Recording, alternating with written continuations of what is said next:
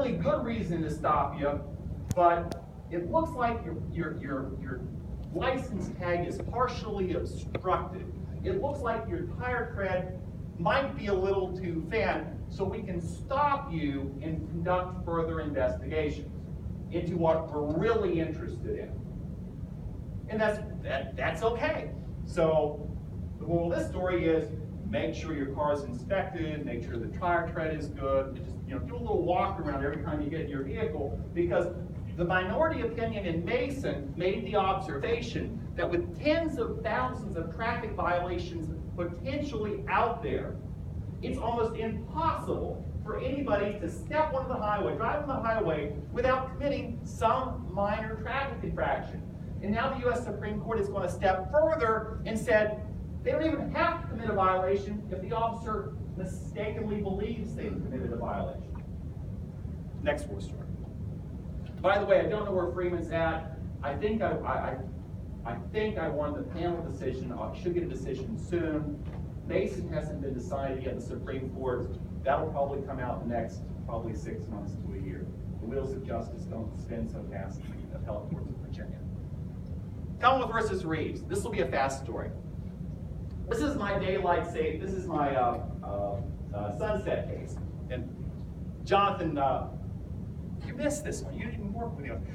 Sunset case was one of my favorites because guy gets stopped because his headlights aren't on, supposedly prior to sunset. That's the law, by the way. There's another reason. So we pull the records and we find out with some precision that the stop occurs at exactly 7:40 p.m. Frederick County Highways, was that 150? So we're talking about a couple of miles from you.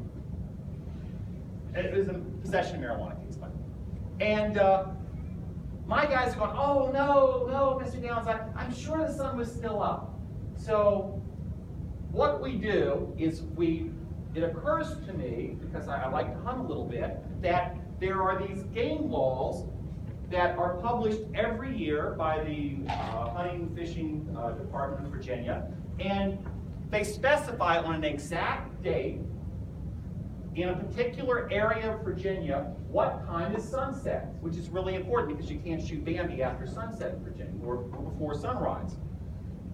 So we find out that on that particular day, sunset was at 7:42 p.m., and my guy gets stopped at 7:40 p.m. I make the argument in front of Judge Athey, hey, he wasn't breaking the law. The same argument we made earlier. If you want my client to respect the law, you got to have the police respect the law. And we anticipated the argument, well, they just made a mistake. They were off by 2 minutes.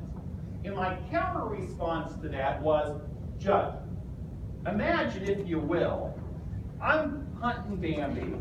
It's 7:44 on that particular day, and sunset was at 7:42. Do you really think you're going to let me slide by being off by 2 minutes? Of course not. No. Book him, Dan. I'd be hauled out of there.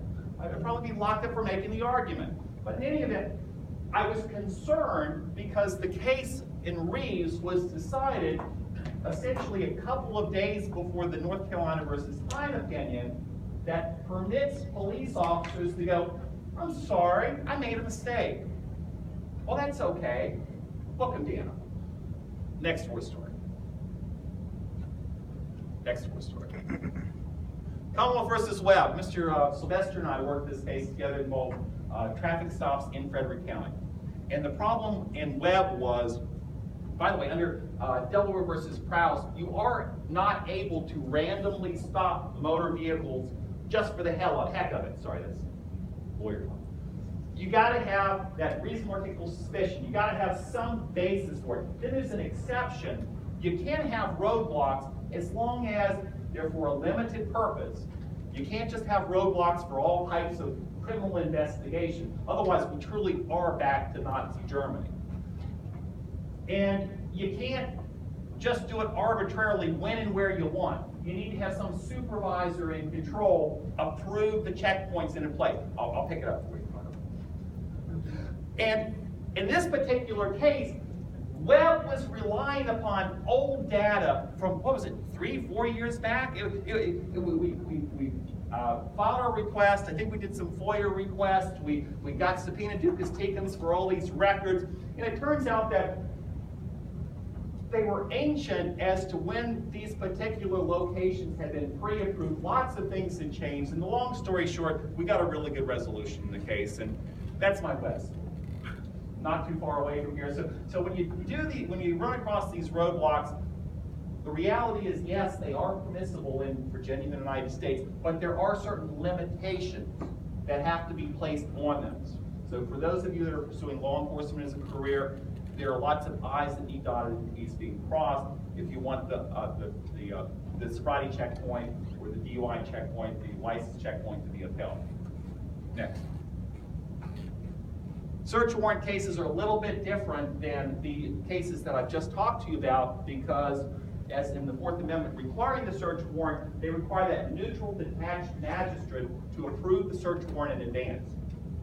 And what that means in effect is, once Joe police officer goes to the magistrate and says, I want a warrant, and the magistrate gets his little stamp out and goes, approved. I'm being a little facetious, but not too much. It's almost impossible as a criminal defense lawyer to get that search overturned. And the reason for that is this horrible case called U.S. versus Leon, which is shorthand for the good faith exception. That's the officer with a big heart and empty head. It's like, well, officer, judge, I really thought there were 6 kilos of cocaine in the schoolhouse, but I really didn't have any basis to believe it.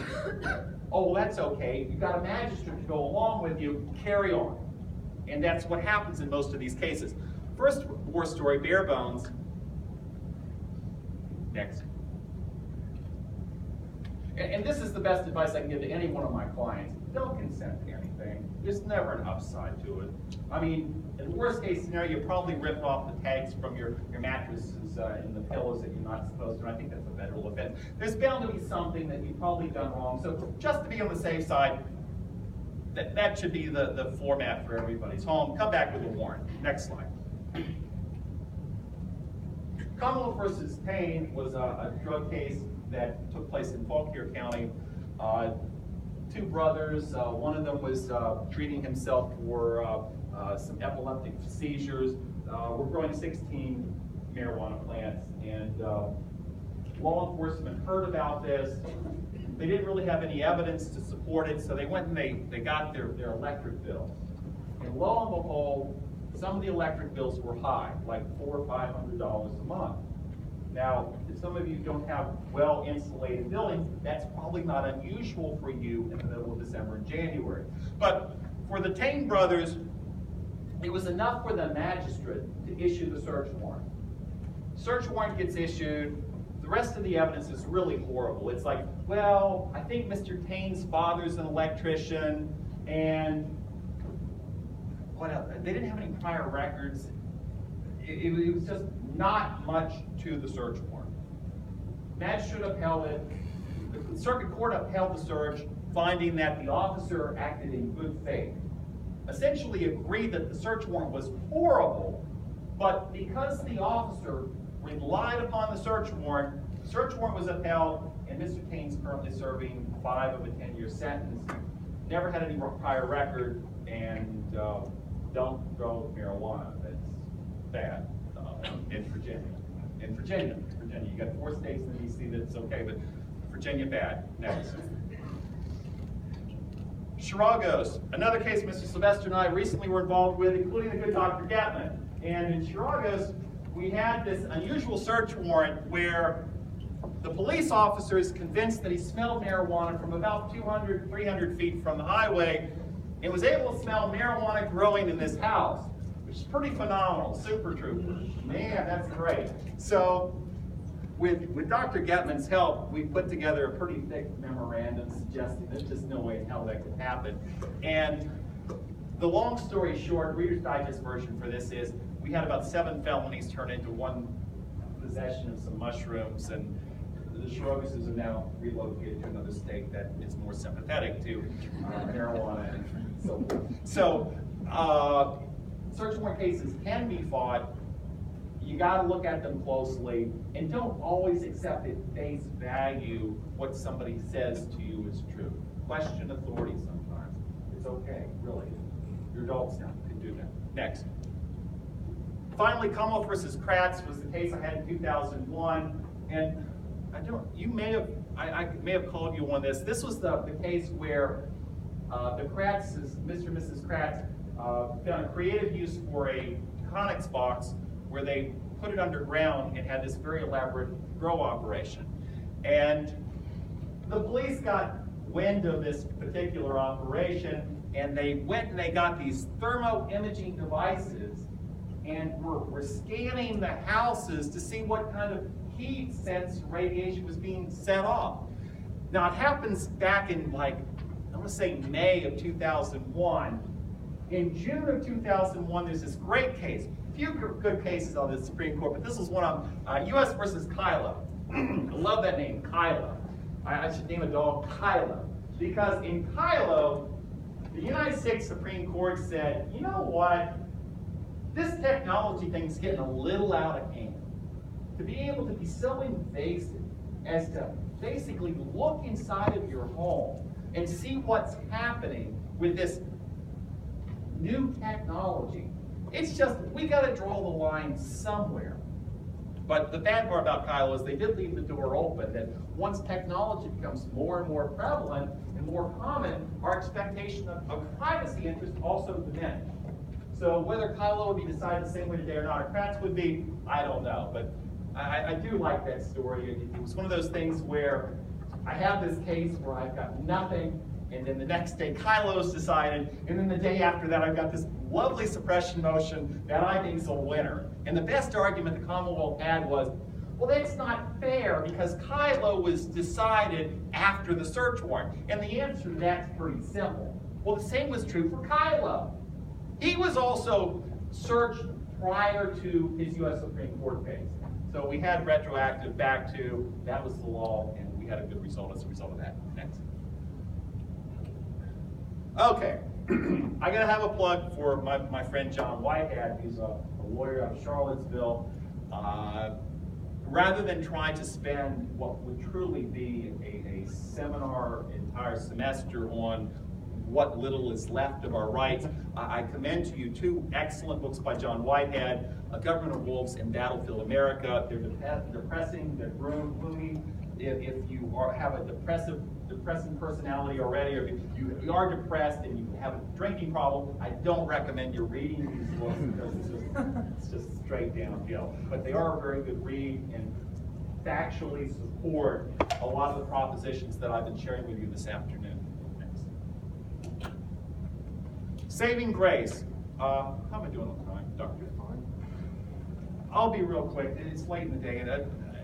Exclusionary rule, Mapp versus Ohio. Some people have to ask the question that are not daily involved with the exclusionary rule. Why penalize the police? Why exclude the evidence? You know, if they broke the law, just sue the police. Well, on the face of it, that's just a ludicrous proposition. A 1983 action is one, very expensive, time-consuming. Most of the people that have their rights violated wouldn't know how in the world to retain counsel and go and try to sue a police officer who's going to have lots of types of immunity, and in all probability the case would be thrown out anyway. So the exclusionary rule is essentially the only remedy left, and that is you don't reward the police for bad conduct. When they break the law, the evidence gets suppressed. That's the exclusionary rule, Mapp v. Ohio. Custodial search of the car, that was a fairly decent opinion from the U.S. Supreme Court, Arizona versus Gann, that it used to be the police, once they arrest you, could conduct this horrible custodial search of your vehicle, and Arizona versus Gann says no. Once there's no reasonable suspicion to believe that there's any evidence in your vehicle and you've not consented to the search of your vehicle, if anything you learned from tonight from Daryl, don't consent to the search of your vehicle. That was a good case. And then finally, scope of search was just decided this year, Rodriguez versus United States. Rodriguez was a dog sniff case, and in Rodriguez, He gets stopped for a minor traffic infraction. They essentially complete the traffic infraction, writes the summons, or at least should have been able to, and then the police officer says, "Hey, amigo, you just wait for a little bit. We've got Rover coming. He'll be here in a few minutes." And Rover shows up, I think about 8-9 minutes later. And at this point, there's no valid reason to continue to detain Rodriguez. And the United States Supreme Court makes a good decision and says, you know what? Once the purpose for the initial traffic stop has ended, and there's no further reason for it, there's no justification to continue the detention on the side of the road, and they threw out the search, and it was a good result for Rodriguez. All right, go ahead, next. All right, what I'm going to do now is show you how Daryl should have responded. And you guys had a question earlier about speaker, movie. Well, tonight, we got both. We've got 2 little mini movies. And then what I'm going to do is open up for questions. I've been doing this again 28 years. I am no good at a lot of things, but I've gotten okay at doing criminal defense. Last count, about 300-400 jury trials, about 25-30 appellate cases. I've lectured before a couple of other groups, including my motorcycle club, Virginia Association of Defense Lawyers, Normal, great plug for Normal, and just enjoy the movie part of the lecture.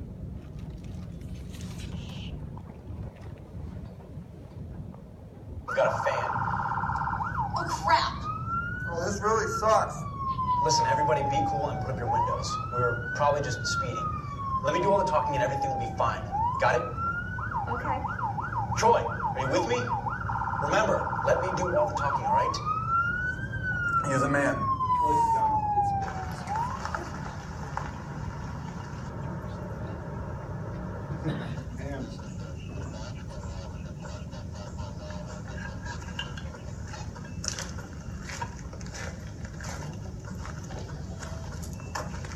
Good afternoon, officer. Why'd you pull me over? Do you know why I pulled you over? I don't know, officer. That's why I asked. Good answer. You were speeding. I clocked you at 50. Can I see your license and registration, please? No problem. Can you get my registration on the glove box?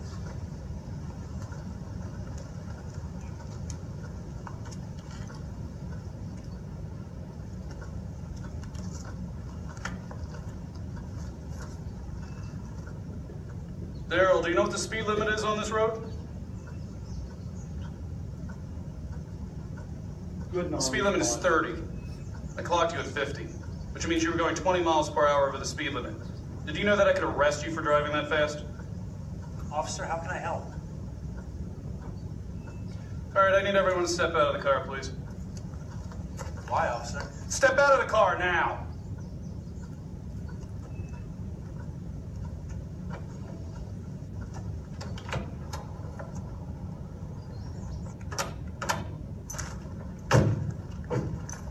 Why'd you lock your car? Don't you think your car's safe here? I haven't. Are you detaining us, officer, or are we free to go now? Mr. Borden, can I see your car keys, please? Why? Need to give your car a look to make sure you don't have anything you're not supposed to have.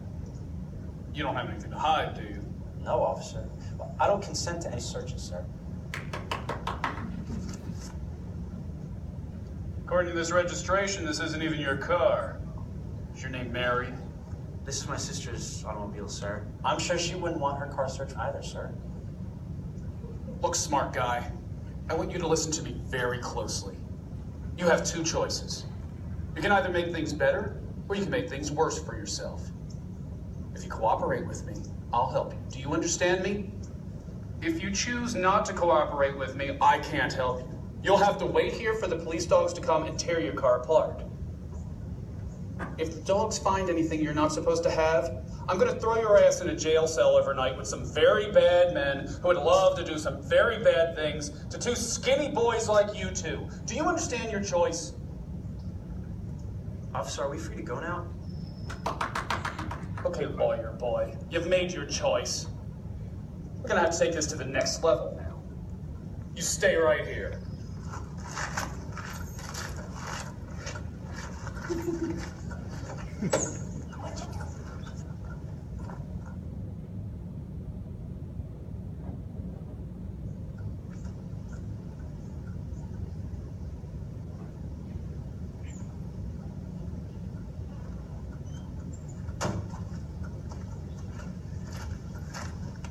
Borden, here's your speeding ticket. Drive safely and don't let me pull you over again. Thank you, officer. Have a nice day.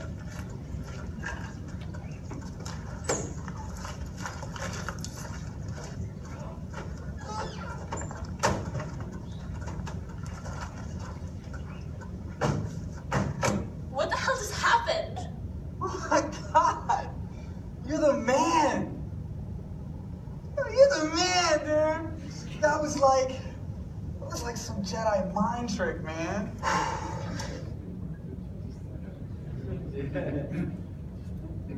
And that concludes the movie portion of the lecture. Don't be the first Daryl, be the second Daryl. He was polite. He didn't argue with the officer when there were constitutional issues.